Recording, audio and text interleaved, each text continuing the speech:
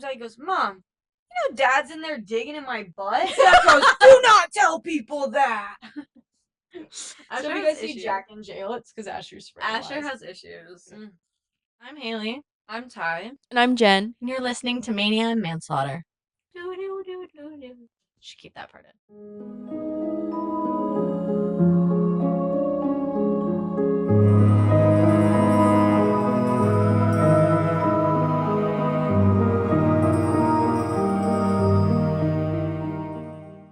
Okay, so on to part 2. We last left off on August 8th, 1973, where Elmer Wayne Henley shot and killed Dean Corll.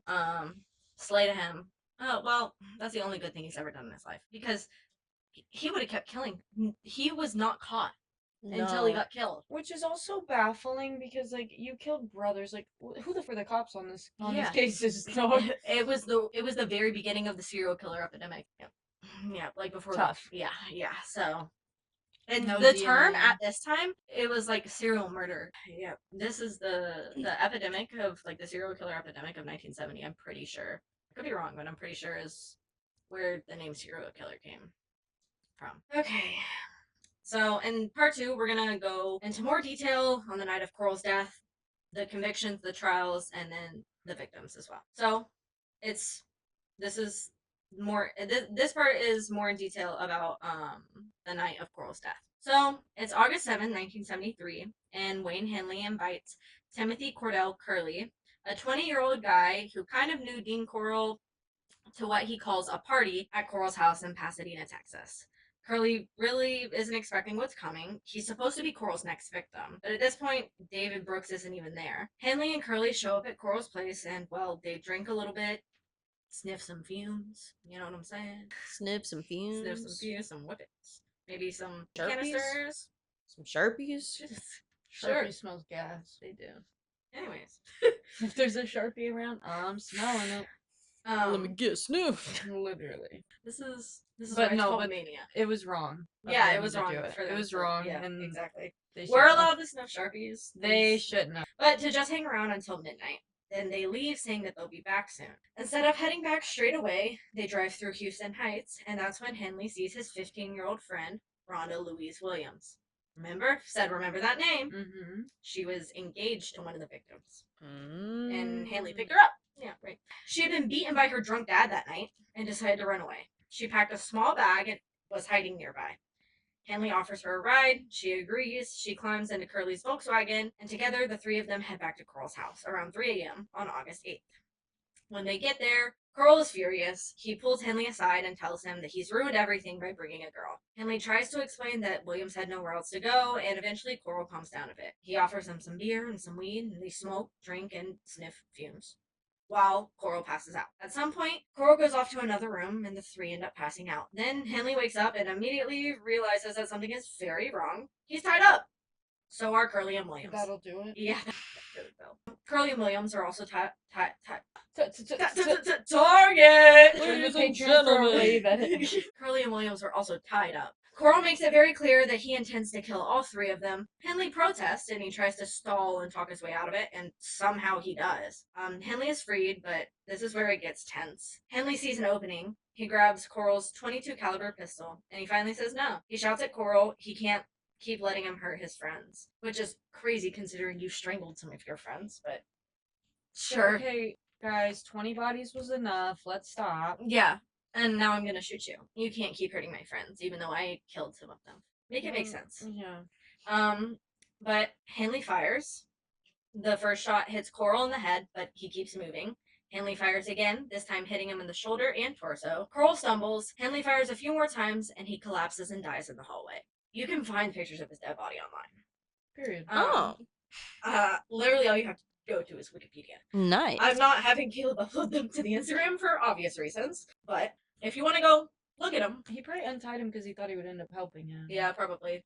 That's what I was thinking too. Like, he had to have played like the, nah, let me go. Yeah. Come on. Come on, Pookie. Yeah. Come on. You know you like killing with me. Come on. Untie me. Oh, God. Anyways, Curley and William are finally freed. They're shaken, they're crying, they get dressed and figure out what to do. Henley wants to leave at first, shocker, but Curley insists on calling the police and Henley agrees. At 8:24 a.m., he calls the Pasadena Police Department and says, "Y'all better come here right now. I just killed a man."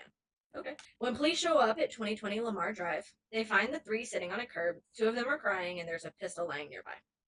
Henley identifies himself and points out Corll's body inside. When the officers go in, they find Dean Corll's body in the hallway. Henley has read his rights, and he basically shouts, "I don't care who knows about it. I have to get it off my chest." That's the moment when everything comes crashing down. What Henley tells police over the next hours and days would lead to dozens of buried victims being discovered. Yeah, When but the interrogation had to have been Oh, 3 weeks There was no long. Yeah. interrogation. Oh. No interrogation. He came out and said everything. I'm just saying, like, even just a confession that had to have taken Oh, yeah. how, like, Oh, yeah. so long, because they need so many details for Mhm. each victim. Oh, yeah. Yep. He even takes them back to the crime scenes to find all the victims. Yeah.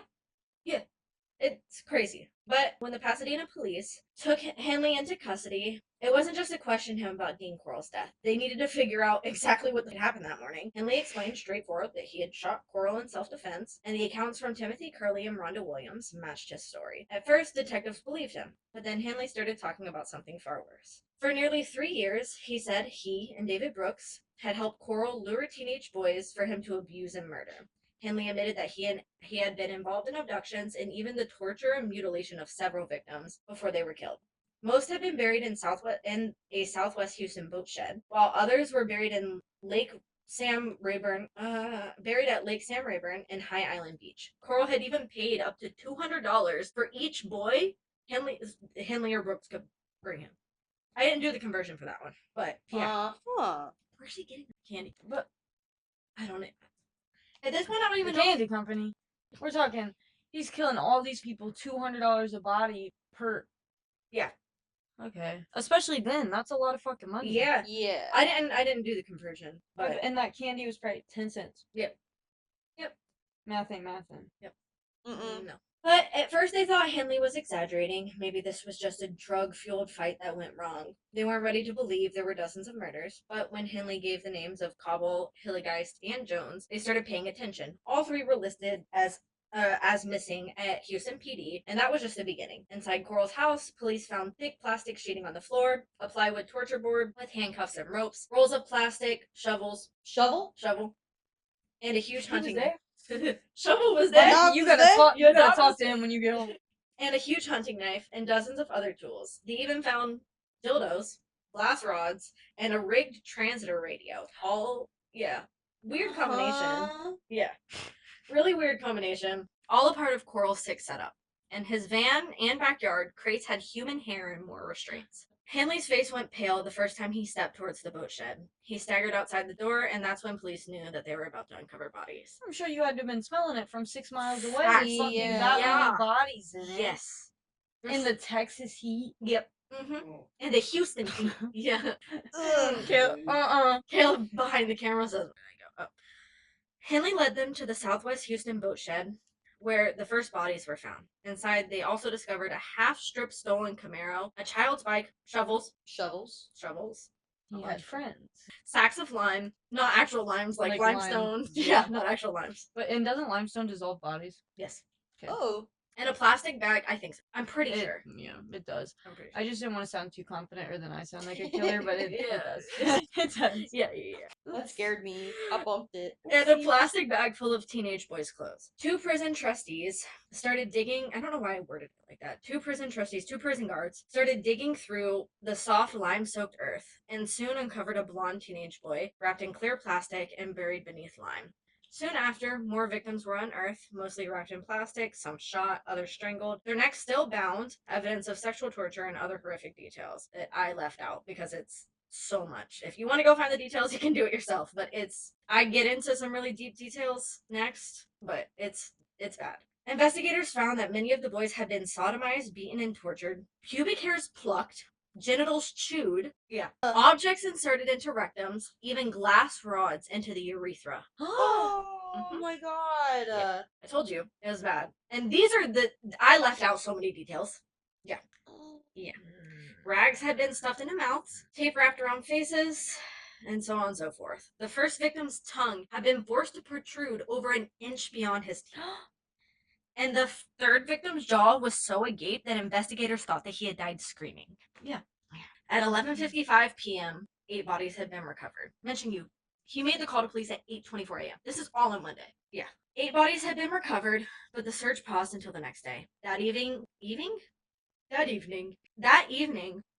David Brooks finally went to Houston PD with his father. He denied direct involvement in the murders, but admitted he knew Corll had killed 2 teenagers back in 1970, Reuben Haney and Mark Scott, the one who had never been found, and had seen them with Corll shortly after their disappearances. The next morning, Henley gave a full written confession, admitting that he had personally killed about 9 youths and helped strangle several others. He also explained Brooks' role and how he had assisted in abductions and burials, but not the actual killings, except for a few cases. Henley then took the police to Lake Sam Rayburn, where they found 4 more victims buried in 1973. 2 additional victims were found in shallow lime. Why can't I speak? Sorry, I'm trying not to pop a titty. I don't have a bra and I took it off. It was making me suffocate. 2 additional victims were found in shallow lime-soaked graves near a dirt road. Inside Corll's lakeside cabin, police found another plywood torture board, more rolls of plastic, shovels. So he had friends, more friends, and lime.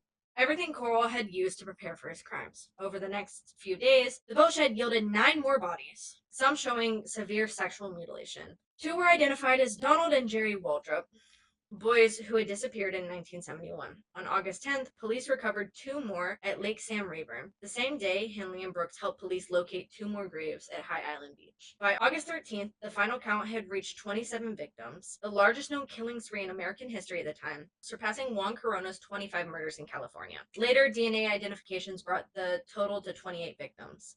Families were devastated and furious with the Houston PD because many of the boys had been written off as runaways. Shocker. That's how it always happens. It's like they're like time's of the essence, but we don't care unless it's been 2 weeks and then it's too late. and then it's 3 years and they just don't care. Yeah. Annoying. But parents reported sightings of Corll or suspicious activity, but they were ignored. By May of 1974, 21 of Corll's victims had been identified, mostly boys with ties to Houston Heights. I spit in bars with that one. Anyways. A few more were identified later in 1983 and 1985. One of those was Richard Kepner, who moved to Spring Branch before disappearing, and the other was Willard Branch, who lived in Houston's Oak Forest district. It was a grim revelation. Decades of neglect, abuse, and murder had been hidden in plain sight, all coming to light thanks to Hanley's confession and cooperation with the police. And I don't know, him killing Corll, the only good thing he's ever done in his entire life. Before we get into the trials, I want to touch more on the identifications of the bodies and the victims. Even after the initial wave of the discoveries in 1973, the case of Dean Corll's victims remained murky, with questions and misidentifications stretching across decades. During Henley's 1974 trial, for example, Harris County Medical Examiner, I did not look up how to pronounce his last name, but I don't really care. Joseph Jachimczyk? Jachimczyk. Yeah, I don't know. Yeah, I don't know either. Couldn't even guess. But it's not one of the victims, so I wasn't too worried about it. Raised doubts about whether John Sellers, a U.S. Marine reported missing on July 12, 1973, was actually a victim of Corll. Sellers had been killed by 4 rifle shots to the chest, whereas Corll's known victims had either been strangled, shot or shot with the .22 pistol, or both. His car had also been found burned in Starks, Louisiana, which is kind of far. Weird. Yeah. Interestingly, police had been led to Sellers' body by a trucker who remembered seeing a youth like Henley near the car days earlier. But neither Henley nor Brooks mentioned Sellers in their confessions. By 1974, the official victim count was reduced to 26, as Sellers was probably not a Corll victim, yet some still link him to the case. He was the same age as Corll's victims, found hand and foot bound, and his autopsy indicated possible sexual assault. That's why I left him in the victim list, just in case, because he still deserves justice regardless. For decades after the initial discoveries, investigators continued identifying victims using advances in forensic science. In 2008, forensic anthropologist Sharon Derrick released images of 3 still unidentified victims from the boat shed, known as ML73-3349, ML73-3356, and ML73-3378. ML73-3378 had been buried at Lake Sam Rayburn, just 10 feet from Homer Garcia, who had disappeared in July 1973. By October 2008, ML73-3349 was finally identified as Randell Lee Harvey, a teenager reported missing in 1971. Harvey had been shot through the eye and buried with his clothes and a plastic comb, a grim reminder of the crazy weight. Like, why? Hello? Why? Then, in 2009, The skeletal remains of Joseph Lyles, a 17-year-old who disappeared in February of 1973, were identified from a body found in Jefferson County Beach in 1983. DNA finally confirmed Lyles as a victim. Even more misidentifications emerged. In 2010, DNA testing corrected a decades-old error. Michael Anthony Balch, originally thought to be a different victim, had been misidentified. A subsequent analysis in 2011 revealed that his remains, previously thought to be Balch, were actually Roy Eugene Button, a Heights teenager who disappeared in 1972. These corrections were possibly thanks to persistent investigators, family submissions, and advance in DNA technology. Similarly, Henley had insisted that the body identified as Mark Scott had actually been somebody else. In 2011, DNA confirmed that the victim previously believed to be Scott was actually Stephen Kent Sickman, a 17-year-old last seen in July 1972. Henley had been right all along, highlighting the challenge of identifying victims in decades later. Some victims remain unidentified to this day. For example, Donald John Falcon, a boy who disappeared in 1971, was confirmed via DNA in 2014 from arm bones found in the boat shed. There is also the notorious 16th body in the boat shed, known as Swimsuit Boy or John Houston Doe, still unidentified. This boy, wearing striped swimmer trunks, cowboy boots, and a peace sign shirt, may have been killed in the summer of 1971. Investigators believe he could be John Harmon or Robert Bobby French, based on missing persons reports and other evidence. In 2023, an updated facial recognition was released, and authorities continue to actively work on his identification. Henley and Brooks' confession, along with forensic evidence, suggests that there may have been several more victims who were never found. Investigators noted missing remains, including boys from children, and Brooks even mentioned a 9-year-old boy. Yeah. Combined with gaps in the murder timeline, like 7 months between Reuben Haney and Frank Aguirre, and eyewitness reports of Corll digging at beaches in 1973, it's clear the full scale of Corll's crimes may never be known. Even with decades of research, forensic advances, and DNA testing, at least 4 and even possibly 7 victims remain unidentified. These gaps highlight how thorough Henley and Brooks' testimony was, yet also so much darkness remains. Corll's meticulous preparation, from storing plastic sheeting and rope to pre-digging graves, indicates that his crimes likely started well before 1970. Former co-workers even recalled him digging and storing materials long before his first murder at work. Hello. What? Oh, you mean the guy who digs out back on his lunch break? That's just cool. Where's his lunch break? Where's out back? He's working at a candy company in his garage. I'm scared. I think they had like an actual building at this point, yeah. And he was just digging? Yep. Digging for gold. Digging for bodies. Some of his earliest victims, according to Brooks, could date back to 1968, when Brooks was only 13. Even now, decades later, investigators are still piecing together the full timeline, identifying remains, and attempting to give names back to the boys lost. And while some victims remain mysteries, each identification helps paint a fuller picture of the horrifying truth behind the Houston mass murders. Even decades after the Houston mass murders, investigators had to sift carefully through potential victims, separating speculation from confirmed cases. Take Norman Lamar Prater, for instance. He disappeared on January 14, 1973, at age 16. At the time, he was last seen in Dallas with an adult male and two teenage boys with shoulder-length hair. Prater had lived in the same neighborhood as many of Corll's victims and had even attended the same high school as Henley between 1970 and 1971. He would visit his father in Houston on weekends, which made the connection seem plausible, but here's the catch. There was no firm evidence linking him to Corll or his accomplices. In fact, it was proven to be Prater later died, that's a hard sentence, in an unrelated hit-and-run accident in July 1973 in Aranzaw County, Texas. Another name sometimes floated is Rodney Harris, a 16-year-old Springwoods high school student. Harris vanished. God, sip of water. Tired of this, Grandpa. Harris vanished from Spring Branch on February 21st, 1973. Less than 3 weeks after Joseph Lyles, one of Corll's confirmed victims. He was last seen climbing into a sedan near his family's apartment. DNA testing has since ruled Harris out as being Corll's unidentified victim, but the timing and location made him a natural suspect at the time. And then there's John Green, a teenager reported missing on December 8th, 1972. Records on Green are kind of sketchy. In fact, investigators haven't been able to locate any contemporary missing reports for him, but because of the pattern of disappearance in Houston Heights and surrounding neighborhoods during that period, some suspect that he may have been another early victim. Cases like Prater, Harris, and Green just show how complicated and murky the Houston mass murders were. Distinguishing between actual victims and coincidental disappearances was and still is challenging. Even with DNA testing and decades of research, some questions about Corll's potential victims may never be fully answered. Okay, the last part, the trials and the convictions. There was no, no real deliberation, so Yeah. this shouldn't be. Y'all did it. Yeah, this shouldn't be too long, hopefully. After the shocking discoveries in August 1973, a grand jury in Harris County got to work. The first to testify were Rhonda Williams and Timothy Curley. Also, can you imagine your fiance was killed and then you were there when your fiance's killer was killed?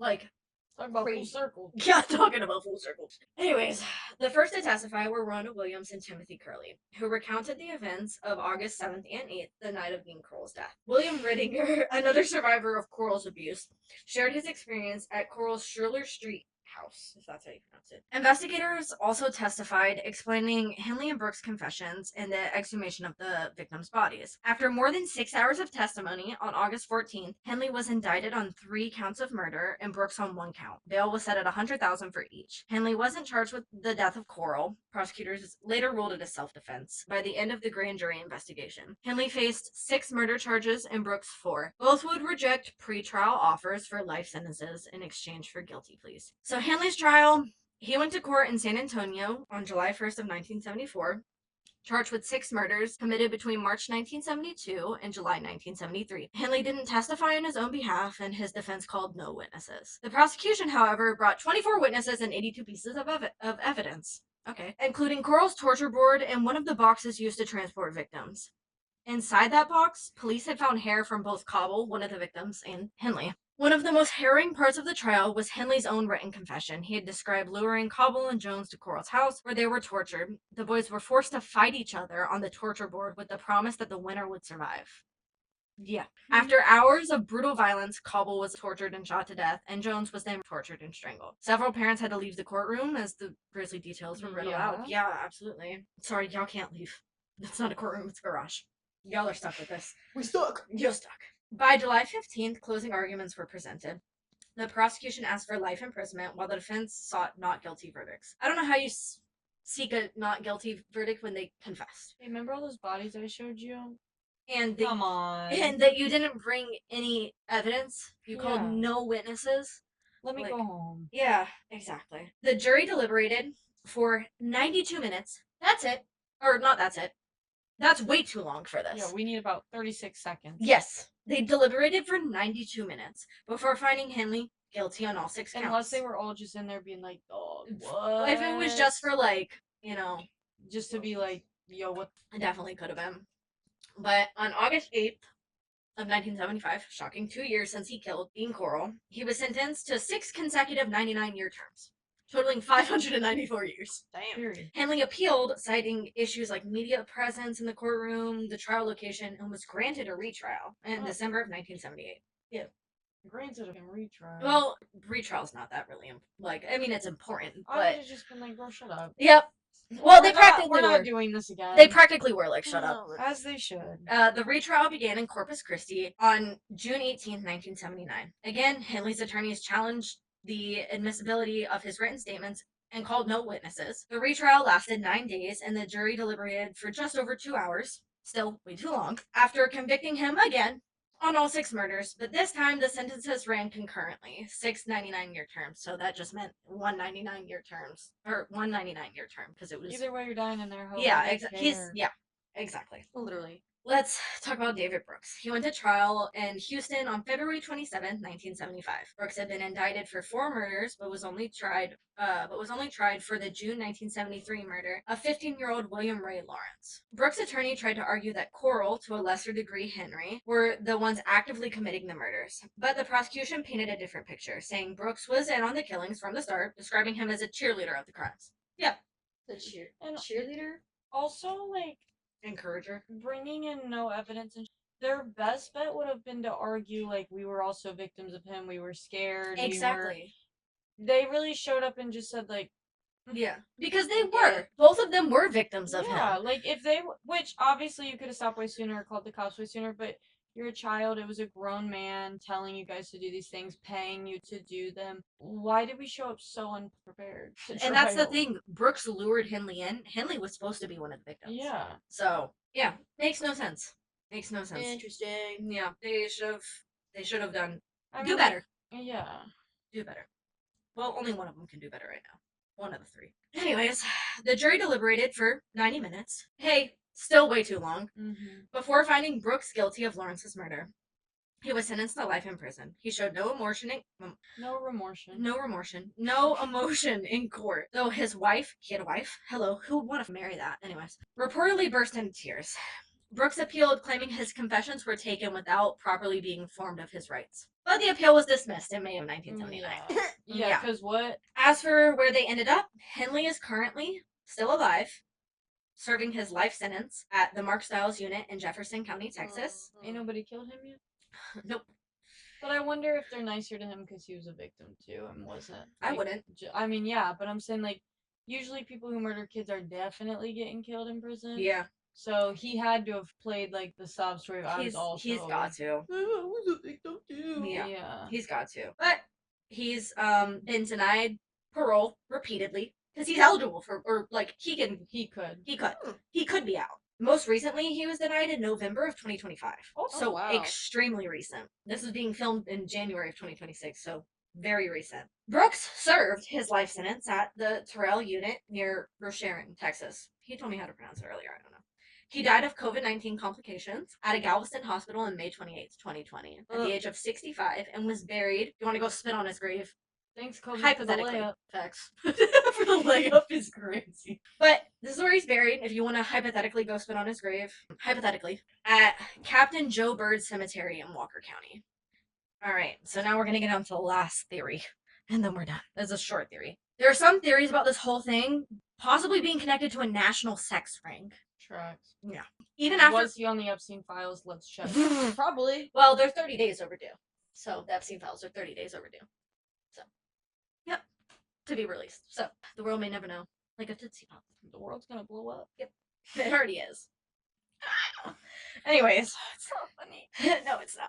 But how do I cope? Even after Corll's death and the horrific discoveries in Houston, investigators uncovered additional disturbing evidence that hinted at the extent of his depravity and the shadowy networks that he claimed to be connected to.